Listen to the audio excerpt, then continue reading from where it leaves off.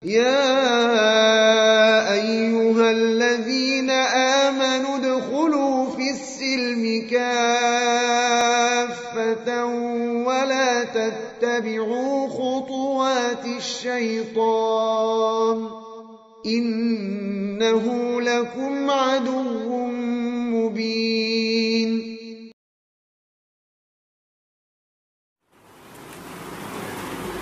Di penyebutan 3 pijakan untuk solusi segala problematika yang kita hadapi. Ada 3 pijakan. Saya terangkan dengan lebih terperinci makna dari ayat-ayat ini, supaya kita pahami luasnya cakupan solusi disebutkan di dalam Al-Quran. Katakan fa'amma man, adapun siapa saja. Iya. Karena ini yang beramal dengan 3 hal ini siapapun mampu. Siapapun mampu melakukannya. Di dalam mendekatkan diri kepada Allah, meraih surga Allah, mengambil sebab-sebab kemudahan, semuanya bersyirikat di dalamnya. Tidak ada bedanya antara si kaya dan si miskin, antara yang memiliki kedudukan maupun orang yang tidak memiliki kedudukan. Tidak ada perbedaan antara laki-laki dan perempuan. Siapapun bersyirikat di dalamnya. Fa amma man a'ta, barang siapa yang gemar berbagi, memberi. Iya. Kadang bahasa Indonesia kurang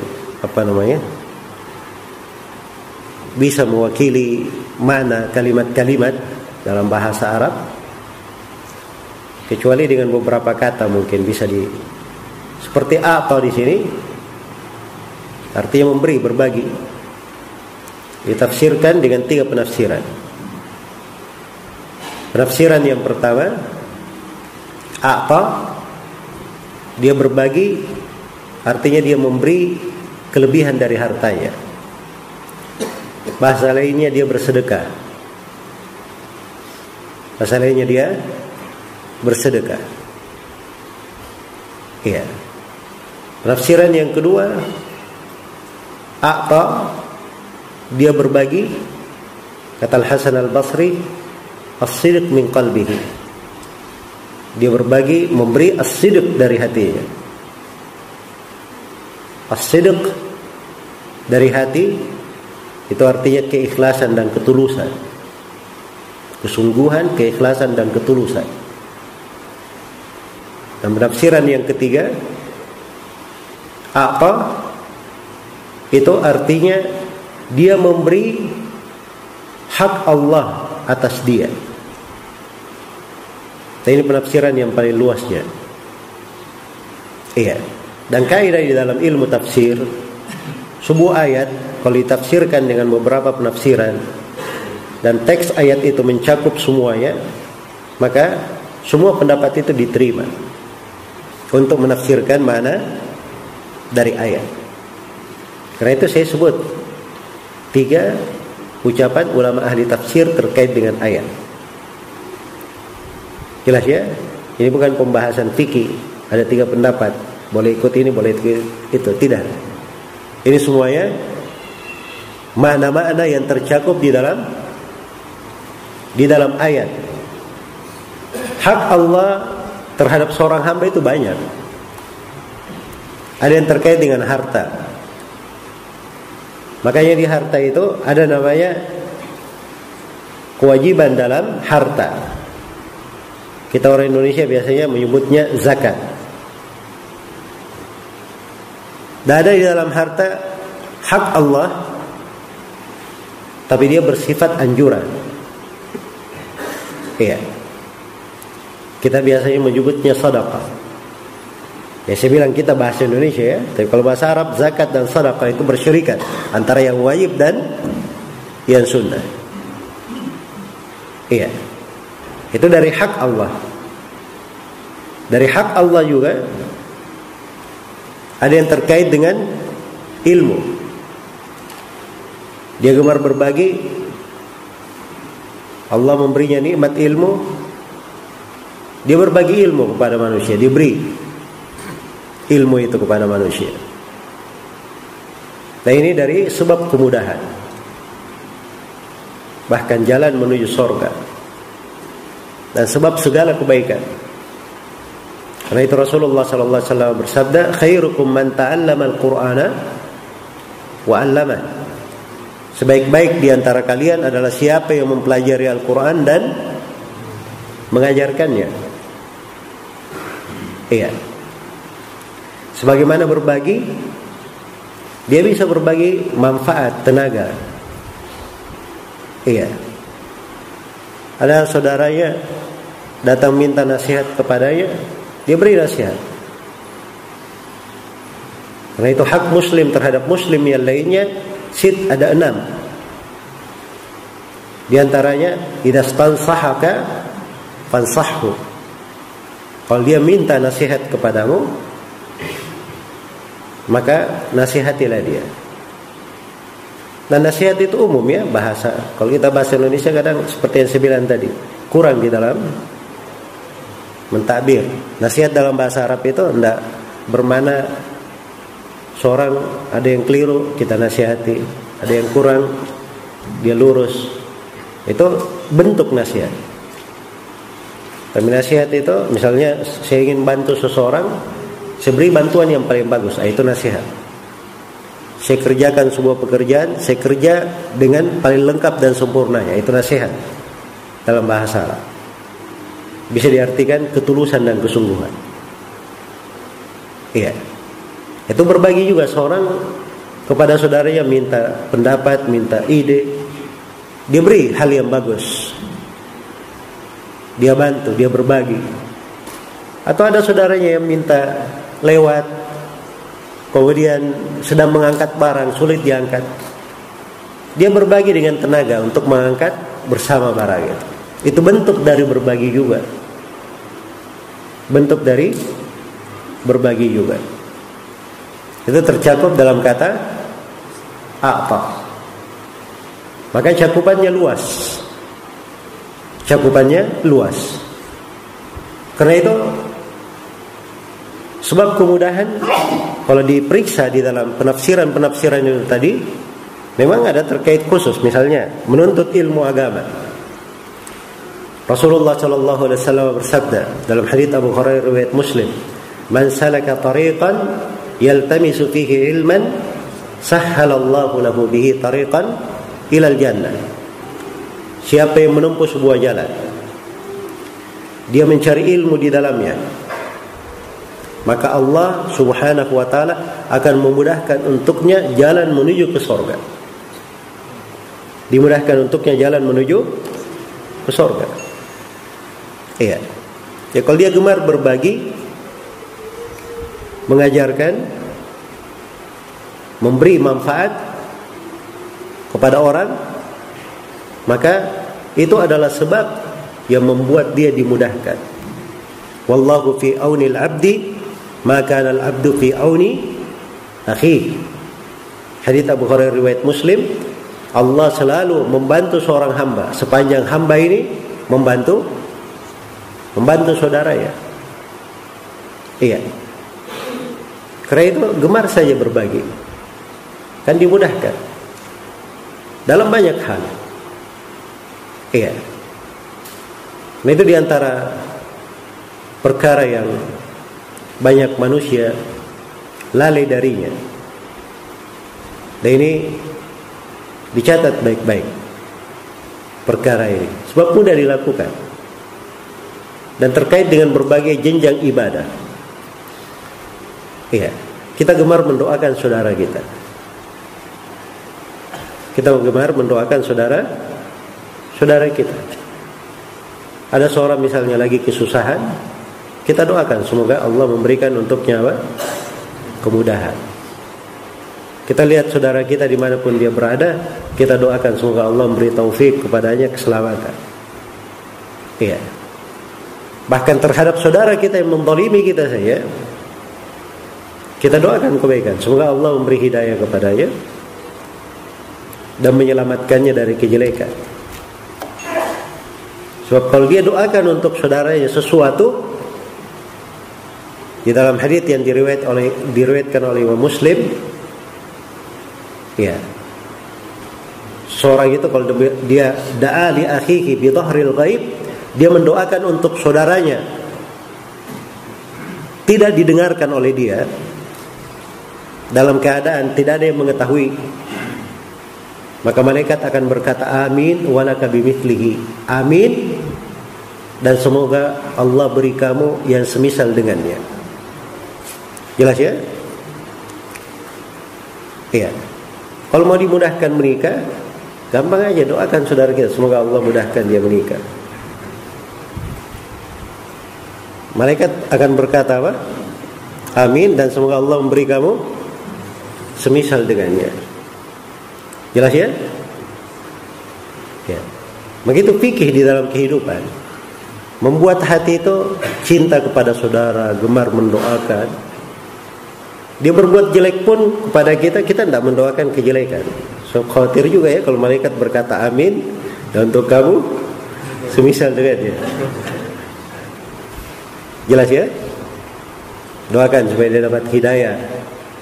Misalnya diberi taufik oleh Allah, diselamatkan dari kejelekan. Nah, itu kan bagus. Iya. Oke, ini semuanya dari bentuk berbagi. Ada hal-hal yang kadang dalam hidup itu terlihat sederhana, tapi subhanallah kalau itu kita amalkan, itu dari kebaikan yang sangat besar. Iya. Kuncinya di situ. Fa amma man a'ta. Barang siapa yang gemar berbagi. Ada yang datang meminta, dia beri. Iya. Karena itu di surah setelahnya, pada Nabi Allah firman, wa ammas sa'ila fala tanhar. Orang yang meminta jangan kamu menghardiknya. Jadi tafsirnya, dia datang meminta harta, bantuan, atau dia datang minta ilmu, maka jangan kamu hardik dia. Iya. Gemar berbagi. Kalau kita masuk misalnya di dalam masalah sedekah, itu bentuk kemudahan yang lain. Iya. Karena itu Nabi Sallallahu Alaihi Wasallam menunjukkan berbagai manfaat di belakang berbagi dalam bentuk sedekah ini. Misalnya Rasulullah Sallallahu Alaihi Wasallam bersabda, bahkan dalam Al-Quran Allah berfirman, wa ma anfaqtum min syai' fa huwa yukhlifu. Apa saja yang kalian infakkan, maka Allah yang akan memberi gantinya. Di hadits qudsi, ya bani Adam anfiq yunfaq alaik. Wahai anak Adam, berinfaklah, maka akan diinfakkan juga terhadap engkau. Iya. Itu bentuk kemudahan. Dia memberi, Allah mudahkan juga. Sebagaimana datang di dalam sejumlah hadits dihasankan oleh Syekh Al-Albani, dari manfaat sedekah itu, sedekah itu bisa menjadi sebab seorang dilepaskan dari penyakit yang menimpanya, iya, bahaya yang membahayakannya. Nah, itu terbukti. Ada sejumlah manusia punya penyakit-penyakit yang dokter-dokter sudah angkat tangan, dia bersedekah. Dia banyak bersedekah. Allah Subhanahu wa taala sembuhkan dia dari penyakitnya. Jelas ya? Cuma ini di pembahasan memberi itu ada sudut lain di pembahasan tauhid yang harus diingat. Bahwa ketika dia memberi dari harta dan menghendaki di belakangnya sebuah manfaat, maka manfaat dunia, kalau dia cari manfaat dunia, jangan dia jadikan itu sebagai prioritas yang dia cari. Sebab kalau dia cari dunia, dia dapat dunia. Tapi dia jadikan hal itu ikhlas karena Allah. Hal-hal yang lain mengikut di belakangnya. Mengikut di belakang keikhlasan. Nah, ini bentuk yang pertama. Ya, perhatikan ya bagaimana cakupan ayat luasnya. Dan pemberian yang paling besar itu, yang tidak ada batasannya dan manfaatnya yang terbesar, itu berbagi di dalam hal ilmu. Itu yang paling besar ya. Karena itu tidak ada amalan yang paling baik melebihi amalannya para nabi dan para rasul. Dan Allah jadikan pekerjaan para nabi dan para rasul di atas hal itu.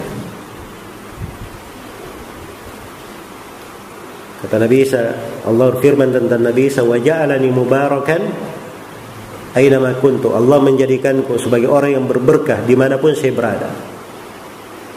Kata sejumlah ahli tafsir, mualliman lil khairi aina ma kuntu.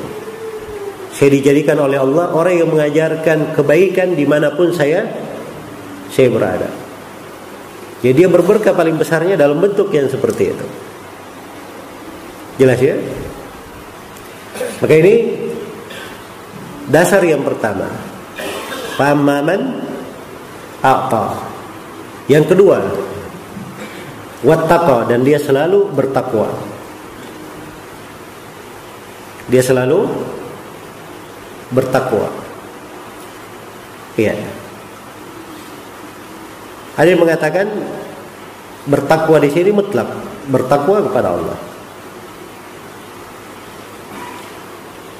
Itu pendapat pertama. Pendapat kedua ada yang mengatakan bertakwa di sini artinya dia berhati-hati dari segala hal yang diharamkan oleh Allah. Dan yang ketiga ada yang berkata bertakwa di sini bertakwa dari apa? Dari kebakilan. Hati-hati dari kebakilan. Ini penafsiran yang ketiga sebenarnya penafsiran dengan sebagian makna yang terkandung di dalam ayat. Iya.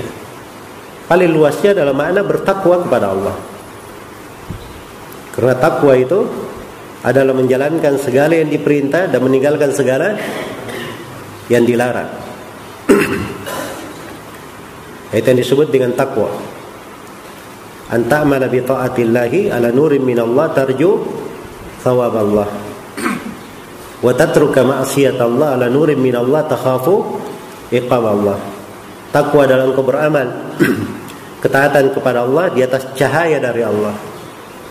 Di atas cahaya dari Allah maksudnya di atas bimbingan dari Allah sesuai dengan petunjuk Allah di dalam agama Al-Quran dan Sunnah. Tarju thawab Allah, kamu berharap pahala dari Allah. Sebagaimana takwa engkau meninggalkan maksiat kepada Allah. Di atas cahaya dari Allah engkau takut kepada siksaan Allah. Iya. Dan Ibnu Mas'ud radhiyallahu taala anhu ketika menyebutkan ayat ya ayyuhalladzina amanu taqullaha haqqa tuqatih, wahai orang-orang yang beriman bertakwalah kepada Allah dengan sebenar-benar takwa. Kata beliau ayyuta'a fala yu'sa, yaitu taat kepada Allah jangan bermaksiat kepadanya. Wa yudhkar fala yunsa, selalu mengingatnya, berzikir, jangan melupakannya. Wa yushkar fala yukfar, takwa dengan sebenar-benar takwa selalu bersyukur kepada Allah, jangan pernah kufur. Iya. Karena itu siapa yang bertakwa kepada Allah dengan sebenar-benar takwa, maka dia pasti menjalankan segala makna ketaatan di dalam hidupnya dan meninggalkan segala yang dilarang.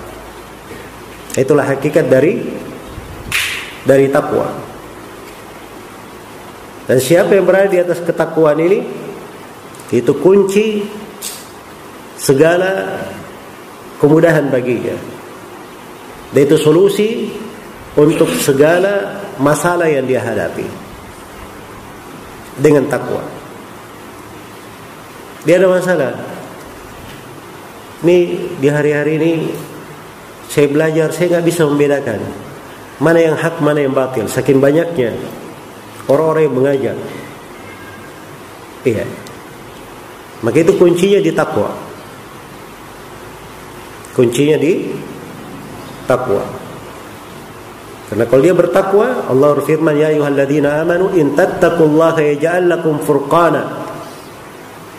Wahai orang-orang yang beriman, kalau kalian bertakwa kepada Allah, Allah akan beri kepada kalian furqan, pembeda. Hal yang bisa dengannya dia membedakan yang hak dan yang batil. Itu bentuk kemudahan.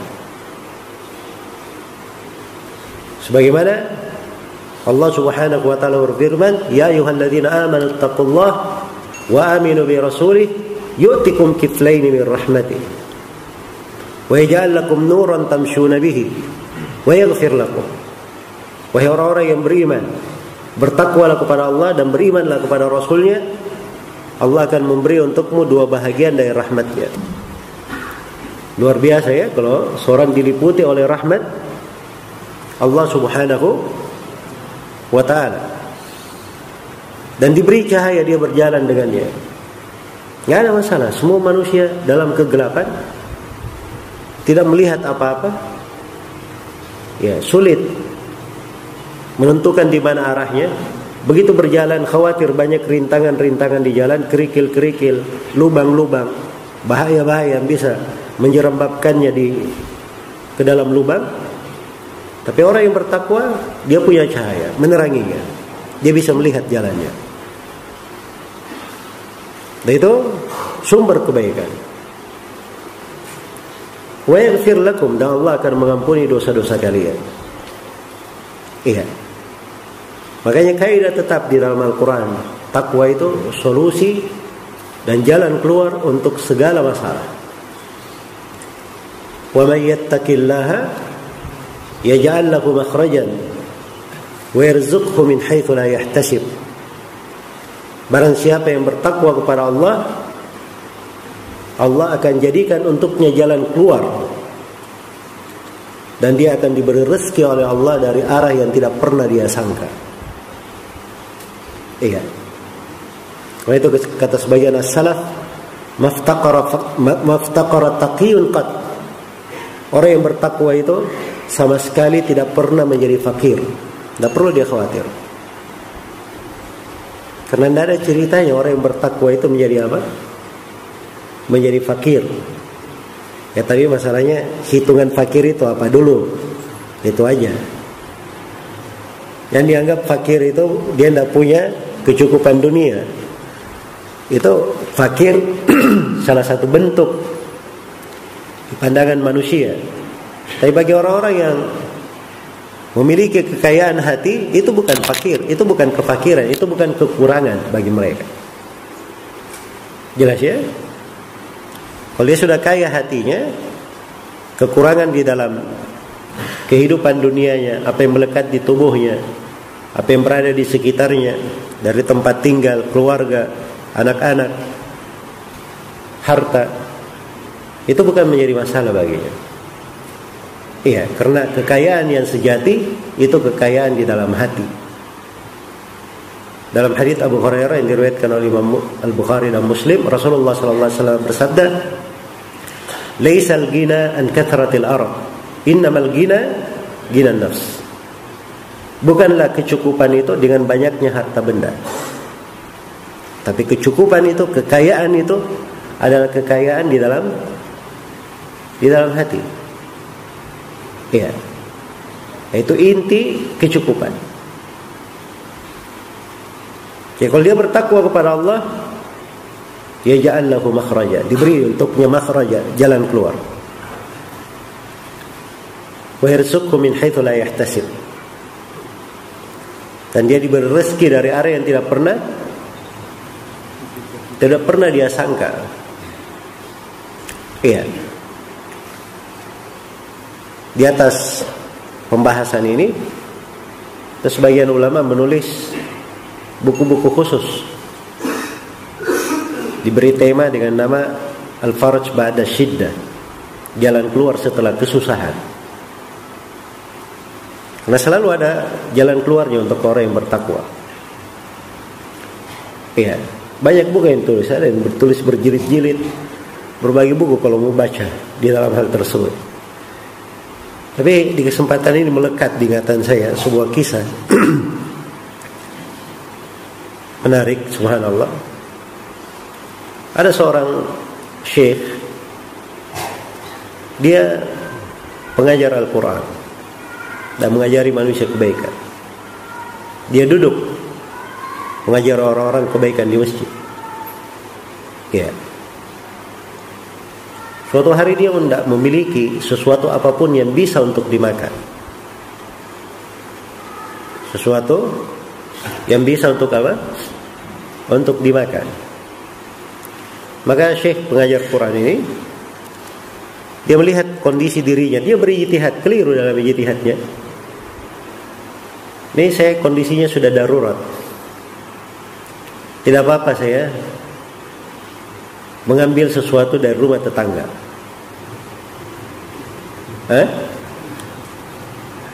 Subhanallah. Karena sudah beberapa hari dia tidak makan. Ya kadang kalau kita di kondisi itu kan makan bangkai saja boleh. Baik. Dan dia juga tidak mau minta kepada manusia. Masalahnya kedudukannya adalah orang yang apa? Mengajarkan ilmu. Dan kadang di dalam hal tersebut, untuk penjagaannya terhadap ilmu, sebagian dari salaf tidak mau memandang merendahkan ilmu itu dengan meminta kepada orang. Maka hasilnya dia pergi ke suatu rumah. Dia ketemukan di rumah tersebut ada panci terbuka makanan, masya Allah enak. Begitu dia sudah memakan, dia akhirnya meninggalkannya. Dia takut kepada Allah. Ya, itu Allah beri hidayah untuknya. Padahal di kondisi apa? Darurat sekali bagi dia. Dia pulang ke rumahnya. Sudah, tinggalkan. Lillahi ta'ala. Dia pergi ke masjid. Ketemu seorang di masjid. Orang ini berkata, Syekh, kami ada keperluan. Apa keperluannya? Jalan ke rumah. Begini Syekh, kami ada seorang anak perempuan, kami pengen engkau menikahinya.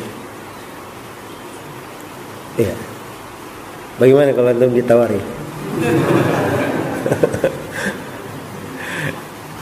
Baik. Hasil kisahnya beliau setuju dengan hal tersebut. Ya. Terjadi akad nikah, dia datangi rumah itu, dan di rumah itulah panci yang dia lihat tadi. Jelas ya? Jadi kadang sesuatu itu seorang jangan berpikir bahwa tidak ada jalan keluar untuk masalah yang apa? Masalah yang dihadapi. Ketakwaan itu selalu lebih besar. Makanya siapa yang bertakwa kepada Allah, Allah akan beri untuknya jalan keluar. Kadang diberi rezeki tidak pernah dia sangka. Dia dapat rezeki dari mana? Dari arah tersebut. Cuma menjadi masalah kita itu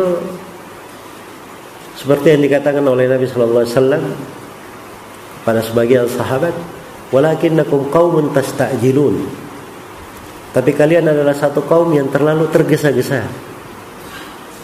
Iya. Satu kaum yang terlalu tergesa-gesa. Ada sesuatu yang kadang Allah akhirkan untuk kita, ada hikmahnya di sisi Allah. Nah, mesti sesuatu itu kita minta, kita cari, langsung kita dapatkan. Belum tentu kalau kita dapatkan hal tersebut bermanfaat bagi kita. Mungkin Allah dengan hikmahnya hal itu diundur untuk kita sebagai kebaikan untuk kita sendiri. Baik. Ini diantara makna-makna takwa. Dan takwa itu dari kalimat-kalimat yang besar. Manfaatnya luar biasa dan agungnya dalam memberi kemudahan, memberi solusi. Iya. Syekh Ibn Utsaimin itu menulis sebuah risalah, judulnya Fawaidut Taqwa. Beliau sebutkan 100 manfaat dari takwa dari ayat-ayat Al-Quran saja, belum dari pembahasan hadits-hadits Rasulullah Sallallahu Alaihi Wasallam. Iya. Ya, bisa dibayangkan bagaimana luasnya kebaikan dari takwa ini. Itu yang kedua. Kemudian yang ketiga ini lebih besar sebenarnya. Yang ketiga dan luas kandungannya. Cuma masalahnya seperti itu. Di dalam memahami ayat-ayat. Kalau kita cuma baca terjemahan makna Al-Quran, kita tidak sampai kepada makna yang seperti tadi. Nggak tahu itu mana atau diterjemahkan apa di dalam penjabarannya kadang lebih daripada itu. Kemudian yang ketiga dikatakan wasaddaqa bil husna, dia benarkan adanya al-husna. Apa itu al-husna? Ada 6 penafsiran. Di antaranya dia menafsirkan al-husna artinya la ilaha illallah. Iya. Dan itu betul. Dan itu adalah pokok al-husna, pokok kebaikan, la ilaha illallah. Kalau dia benarkan adanya al-husna, dia benarkan la ilaha illallah, dia mengimaninya, maka itu solusi untuk segala kebaikan, kemudahan untuk segala kebaikan dan jalannya menuju surga. Sebab kunci surga adalah apa? La ilaha illallah. Dan syarat masuk surga adalah la ilaha illallah. Itulah tauhid namanya. Tauhid. Makanya tidak ada solusi yang lebih baik untuk umat ini dalam segala masalah yang mereka hadapi, kecuali mereka diajak kembali kepada tauhid, memurnikan ibadah kepada Allah Subhanahu wa taala. Karena itu konsep dakwanya para nabi dan para rasul itu konsep yang utuh, selalu terbukti. Mengajak kepada apa? Kepada tauhid. Dan itulah yang dijalankan oleh ahli sunnah wal jamaah dimanapun mereka berada. Mengajak manusia kepada tauhid. Ya, kalau melihat berbagai permasalahan, cari solusi dengan cara dia masuk ke parlemen, masuk ke politik, masuk ke ini, itu bukan solusi namanya. Itu menghancurkan diri. Ya. Menghancurkan diri. Solusi itu dengan dia berada di atas jalannya para nabi dan para rasul. Karena itu para nabi dan para rasul dari dakwah mereka tidak ada dakwah yang asal dakwanya adalah mengajak manusia agar supaya bersatu di bawahnya, dia memimpin manusia. Sebab kepemimpinan itu adalah buah dari dakwah, bukan tujuan utama, buah, hasil. Kalau ingin cari hasil, itu ibaratnya ingin memetik buah di pohon. Jangan berhayal memetik buah kalau tidak pernah menanam pohonnya. Tanam dulu pohonnya. Dakwah kepada tauhid, itu menanam pohon namanya. Makanya dalam Al-Quran juga dibahasakan seperti itu. Alam tara kaifa daraballahu mathalan kalimatan thayyibah kasyajaratin thayyibatin asluha thabitu wa far'uha fis sama'. Tidakkah engkau melihat bagaimana Allah membuat perumpamaan kalimat yang baik, yaitu kalimat la ilaha illallah, tauhid itu seperti pohon yang baik. Akarnya itu kuat sekali ke bumi. Iya. Dan batangnya menjulang ke langit. Menjulang ke langit. Itulah tauhid namanya. Tauhid namanya. Makanya konsepnya para nabi dan para rasul itu selalu pasti. Sebab orang yang diajak bertauhid, itulah tujuan dari dakwah.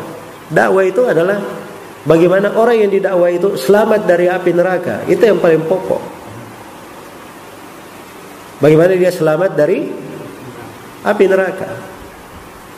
Iya. Karena ada sebagian orang tidak mengingat makna ini. Yang dia pikir bagaimana yang dia dakwah ini bisa makmur, bisa berhasil, banyak kehidupan dunia dan seterusnya. Itu hal-hal yang baik. Tapi ingat pokoknya supaya dia selamat dari apa? Api neraka. Nah, itu Nabi SAW pernah mengunjungi seorang anak muda Yahudi sedang sakit. Maka Nabi mengajaknya masuk Islam. Anak muda ini menoleh kepada ayahnya. Ayahnya Yahudi. Kata ayahnya, Ati Abul Qasim. Ati Abul Qasim. Taatilah Nabi Muhammad. Ya, ayahnya tahu Nabi Muhammad itu benar. Orang Yahudi itu ngerti bahwa Nabi Muhammad itu benar. Cuman kesombongan. Tapi luluh hati ayahnya ini dengan melihat akhlak Rasulullah mengunjungi anaknya yang sedang sakit. Maka Nabi keluar dalam keadaan beliau berkata, Alhamdulillahilladzi anqadahu minan nar. Segala puji hanya untuk Allah yang telah menyelamatkan dia dari api neraka. Masuk Islamnya anak muda ini itu menyelamatkannya dari neraka. Itu yang dimaksudkan dalam dakwah. Iya. Bukan dengan dakwah itu mencari orang supaya banyak pengikut, ya, supaya banyak masanya, ya, kuat kedudukannya di tengah manusia, menjadi orang yang dipandang. Ya, bukan itu yang dimaksudkan di dalam berdakwah. Tapi bagaimana orang-orang yang diajak itu selamat dari api neraka. Iya. Makanya di penafsiran ayat wasaddaqa bil husna itu luar biasa. Dari fikih para as-salaf memahami ayat-ayat Al-Quran. Itu penafsiran Ibnu Abbas, ya. Di sebagian pendapat tadi saya nggak sebut nama-nama yang menafsirkannya, saya globalkan supaya lebih mudah untuk dipahami. Yang kedua, al-husna ditafsirkan dengan sorga. Iya. Jadi wasaddaqa bil husna, dia benarkan adanya sorga, keimanan akan adanya sorga. Nah, itu Nabi SAW bersabda dalam hadits Ubadah bin Samit riwayat Bukhari dan Muslim, "Man syahida an la ilaha illallah wa anni Rasulullah wa anna Isa ya Abdullahi wa ibnu amatihi kalimatun alqahu ala Maryam kalimatun alqaha ala Maryam wa ruhum minhu." Dan dia mempersaksikan bahwa Nabi Isa alaihissalam itu adalah hamba Allah dan kalimat yang Allah tetapkan kepada Maryam dan ruh berasal dari sisi Allah. Dan dia mempersaksikan annal jannata haq wan nar haq. Dia mempersaksikan surga itu benar adanya dan neraka benar adanya. Maka dia akan masuk surga dari 8 pintu surga yang dia senangi. Iya. Maka siapa yang ingin dimudahkan menuju ke surga, dia harus benarkan dulu adanya al-husna. Ditafsir di sini ditafsirkan dengan apa? Surga. Iya. Ya, kalau dia benarkan adanya surga, maka dia selalu mengingat keindahan surga itu. Hatinya ya sudah jatuh cinta kepada surga. Ini kalau saya bahasakan dengan jatuh cinta, ya. Sebab orang yang jatuh cinta itu yang dia pikir yang dicintai saja. Jelas, ya? Tapi kalau kita subhanallah kadang pembahasan surga dan neraka itu pembahasan lewat saja di hati, lewat. Harusnya kalau dia melekat, itu yang selalu dia pikir. Iya. Sebagaimana kalau kita melihat sebagian anak muda yang sedang dimabuk cinta, yang dia pikir itu saja. Di gelas ada dia, di makanan ada dia. Nah, kan begitu bahasanya, ya. Itu keterkaitan. Coba kalau itu dia bahasakan pada surga, dia melihat apa saja semuanya surga. Itu kehidupannya para sahabat. Kehidupan para sahabat Rasulullah Sallallahu Alaihi Wasallam dalam kondisi apapun. Iya. Di kondisi apapun. Sampai suatu hari pernah dihidangkan makanan untuk Abdurrahman bin Auf radhiyallahu taala. Beliau sedang berpuasa, makan untuk buka puasa. Ya, dan dimaklumi Abdurrahman bin Auf, Allah beri berbagai kemudahan, diberi kelapangan di harta oleh Allah Subhanahu wa taala. Maka beliau tertegun melihat makanan itu. Beliau berkata, Hamzah bin Abdul Muttalib, Umar ibn Umair, mereka semuanya meninggal dalam keadaan sebagai orang-orang yang fakir. Apalagi Umar bin Umair radhiyallahu taala anhu. Sebelum masuk Islam itu seorang anak muda yang sangat terpandang. Apa saja dia miliki. Tapi setelah masuk Islam diputus semuanya oleh keluarganya. Ketika dia meninggal, ya di perang Uhud, kain kafan yang menutupinya tidak cukup. Kalau ditutup kakinya terbuka mukanya, ditutup mukanya terbuka kakinya. Akhirnya Nabi putuskan supaya ditutup kepalanya, kakinya diambilkan jerami untuk menutupinya. Iya. Maka beliau berkata, Abdurrahman bin Auf lihat kepada makanan ini saya khawatir kebaikan Allah segerakan untuk saya di dunia, tidak diberi di akhirat. Mereka orang-orang lebih baik daripada saya. Subhanallah. Itu selalu di pandangan mereka terkait dengan kehidupan akhirat. Makanya hal yang seperti ini itu harus ditanamkan di dalam jiwa. Bahasa ayat wasaddaqa bil husna. Dia benarkan adanya al husna. Iya. Jadi kalau dia tahu ada sorga, maka dia akan cari jalan bagaimana menuju sorga itu. Dan apa sebab-sebab yang bisa menyambung dia ke sorga? Itu pasti. Kalau dia tahu ada sorga. Iya. Apalagi kalau dia mengerti bagaimana berbagai kenikmatan-kenikmatan di dalam sorga tersebut. Dari rumah-rumah yang ada di dalamnya. Iya. Dari bidadari-bidadari yang menanti di sana. Jadi pembahasan sorga ya, Masya Allah ya, luar biasa. Membuat seseorang itu bergerak menuju kepada negeri akhirat. Iya. Makanya itu dari hal yang membersihkan hati. Kalau misalnya di kehidupan dunia ini terfitnah dengan perempuan dunia, maka dia baca dari kehidupan sorga. Dia baca dari kehidupan apa? Perempuan-perempuan penduduk sorga. Iya. Dan dia kenali bagaimana kenikmatan di sana. Iya. Kalau dia cinta untuk hal tersebut, maka mahar apapun yang harus dia bayar di dunia, dia akan lakukan. Jelas ya? Jangan cuma dia berkata kepada anak gadis orang, ya, kamu minta apa saja, walaupun gunung kamu minta saya pindahkan. Ya. Surga kadang dia perlu membayar mahar. Surga untuk meraih bidadari ada mahar yang harus kita kedepankan di dunia. Ya. Itu hal yang bisa melembutkan hati. Dia merasa terfitnah dengan perempuan di dunia. Dia mengingat bahwa perempuan penduduk sorga itu, seorang perempuan dari penduduk sorga, apabila menyingkap wajahnya ke bumi, maka seluruh bumi ini akan terang dengan cahaya wajahnya. Jelas ya? Tidak ada apa-apanya dari perempuan yang ada di dunia. Jelas ya? Maka itu dari hal-hal yang bisa membuat hati itu menjadi baik. Iya. Wasaddaqa bil husna. Dia benarkan aja al husna. Penafsiran yang kedua tadi diartikan apa? Surga. Yang ketiga, ada yang mengatakan al husna diartikan al khalaf. Balasan dari Allah, ganti dari Allah. Ya, kalau dia beri apa saja, dia keluarkan apa saja, dia bagi apa saja, Allah akan ganti dia dengan balasan. Iya. Itu memang janji Allah. Dan ini juga penafsiran benar ya. Dan penafsiran yang keempat, ditafsirkan al-husna itu dengan nikmat-nikmat Allah. Maka makna ayat, dia benarkan adanya al-husna, dia benarkan, dia akui nikmat-nikmat Allah kepadanya.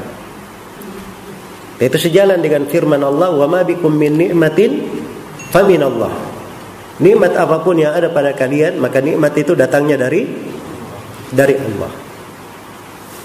Nikmat itu datangnya dari Allah. Dan kalau dia tahu bahwa nikmat itu datangnya dari Allah, dia benarkan, maka itu ciri orang yang bersyukur. Dan kesyukuran itu ibadah tersendiri. Ya, penuh dengan kebaikan di antara jalan yang mengantar ke surga. Baik, itu sudah berapa tadi? Sudah 4. Kemudian yang kelima, al-husna artinya janji dari Allah bahwa Allah akan memberi pahala untuknya. Janji dari Allah akan memberi pahala untuknya. Iya. Ini namanya husnudzan, berbaik sangka kepada Allah. Ya. Allah itu nak memerintah sesuatu, tidak ada manfaat untuk kita di situ. Ya. Tidak mungkin. Itu tidak sejalan dengan nama-nama dan sifat-sifat Allah. Allah yang maha merahmati, yang maha luas karunia-Nya, yang maha mulia, yang maha dermawan, ya, yang maha memberi pada hamba-hambanya. Nikmat Dia curahkan untuknya, maha mensyukuri apa yang dilakukan oleh hamba. Dari nama-nama dan sifat-sifat Allah, itu semuanya tidak mungkin ada sebuah nikmat kita akui, seorang bersyukur terhadap nikmat itu, lalu Allah tidak memberikan apa? Kebaikan untuknya. Iya. Makanya kalau dia berbuat baik, dia melakukan apa saja, dia yakin ada hal yang baik di situ. Allah akan memberikan, membalas untuknya pahala dan kebaikan. Kalau tidak di dunia, maka Allah akan berikan di mana? Akan diberi di akhirat. Akan diberi di akhirat. Dan penafsiran yang ke-6, dan ini yang terakhir, wasaddaqa bil husna, dia benarkan adanya al-husna. Al-husna diartikan zakat, puasa, dan sedekah. Zakat, puasa dan salat. Zakat, puasa dan salat. Kenapa diartikan zakat, puasa dan salat? Sebab ini 3 rukun dari rukun Islam. Dan 3 ini pokok kebaikan memang dalam kehidupan. Pokok kebaikan dalam kehidupan, apalagi salat. Iya. Dan ini penafsiran terhadap sebagian makna ayat. Seluruh penafsiran ini saling melengkapi makna-makna yang terkandung di dalam ayat ini. Dan ini pondasi yang ketiga di hitungan yang kita sebut tadi. Wasaddaqa bil husna. Dia benarkan adanya al-husna. Ya, solat itu sendiri ya, kalau kita bahas solat sebagai solusi, ini satu saja ya, solat kita sebut. Allah Subhanahu wa taala berfirman, wasta'inu bis sabri was salat. Ambillah pertolongan dengan sabar dan solat. Jadi kalau ada masalah apa saja, solat. Karena itu dalam hadits sahih Rasulullah bersabda, kanu idza hazabahum amr faza'u ila shalah. Adalah para nabi itu kalau dirundung masalah besar, maka solusi mereka langsung segera melakukan salat. Nah, itu para nabi dalam hal-hal besar seperti itu. Jelas ya? Kalau dirundung masalah, segera dia ke salat. Iya. Beda dengan kita ya, kalau ada masalah, ya, kadang tidak karu-karuan. Tapi subhanallah, ini hal yang paling indah dipahami. Satu hal memberi solusi. Sebab kalau dia sudah masuk ke dalam sholat, Allah Subhanahu wa taala akan memberikan jalan keluarnya. Akan memberikan jalan keluarnya. Baik. Maka ini makna yang sangat indah, perlu kita perhatikan. Dan ini 3 kaidah. Siapa yang berpijak di dalamnya, maka 3 kaidah ini sudah mencukupinya di dalam menghadapi seluruh masalah, seluruh problematika yang dihadapi di kehidupan dunianya. Ada yang masalah dengan dirinya, itu 3 kaidah. Gemar memberi, gemar berbagi, selalu bertakwa, dan membenarkan adanya al-husna. Dia ada masalah dengan istrinya, perhatikan 3 ini. Dia ada masalah dengan anak-anaknya, perhatikan 3 ini. Dia ada masalah dengan tetangganya, dengan manusia. Ada masalah di dalam orang-orang yang dia pimpin, dalam amanah yang dia tanggung. Ini 3 hal. Padanya segala penyelesaian. Sebaliknya 3 hal juga yang bisa memasukkan ke dalam apa? Ke dalam kejelekan, bisa mengantar ke neraka. Iya. Apa 3 hal ini? Kalau dihitung global, kebalikannya saja. Kebalikan 3 apa? Solusi tadi. Karena itu di ayat dikatakan wa amma man bakhila wastaghna. Adapun siapa yang bakhil. Bakhil ini kadang Dengan harta dia bakhil, kadang dengan ilmu dia bakhil. Jelas ya? Ya kalau orang tidak mau berbagi ilmu misalnya, kecuali kalau dia diberi, itu bentuk dari bakhil namanya. Tapi itu tidak masuk di dalamnya. Sebagian ulama kalau ditanya masalah dia tidak mau jawab. Karena kadang tidak menjawab masalah itu adalah hal yang bagus untuk seorang alim di kondisi-kondisi tertentu. Dan itu perintah dalam ilmu. Perintah dalam ilmu. Jelas ya? Dia orang yang bakhil, satu. Yang kedua, wastagna. Dia merasa cukup. Ya. Merasa bersombong. Nah, kesombongan ini merasa cukup, ini akan membuat dia jatuh di dalam kesewenang-wenangan. Innal insana la yatagha ar-ra'ahu istaghna. Sungguhnya manusia itu benar-benar melampaui batas tatkala dia memandang dirinya serba cukup. Jadi merasa dirinya ini serba cukup, apa yang dia di sisinya semuanya dia banggakan, maka ini akan membuat dia menjadi sewenang-wenang. Pasti melampaui batas. Dan kalau kita berbicara tentang kata melampaui batas, itu banyak sekali bentuknya. Karena itu dijadikan sebagai pokok ciri penduduk neraka. Iya, famma man tagha wa athara al-hayata ad-dunya fa innal jahima hiyal ma'wa.